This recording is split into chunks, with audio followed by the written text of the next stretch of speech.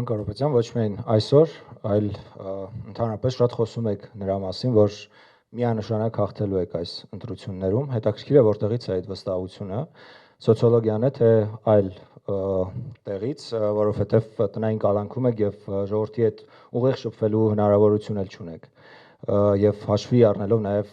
2021-ի ընտրություններում, երբ կար եւս մի տեխնացու, ով հայտարարում էր, որ անպայման հաղթելու է Փաշինյանին, բայց դա չստացվեց։ Ձեզ մոտ ինչպես է դա ստացվելու եւ որտեղից է այդ վստահությունը։ Մեզ վստահություններ շնչում է մեր ժողովուրդը, մեզ վստահություններ շնչում են բոլոր հարցումները, մեզ վստահություններ շնչում է Փաշինյանի բացարձակ ցածր ռեյտինգը, իսկ ինչ վերաբերվում է տնային կալանքի պայմաններում, այնպես է ստացվել, որ կալանքում նույնպես հեշտությամբ կարելի հաղթել Փաշինյանին։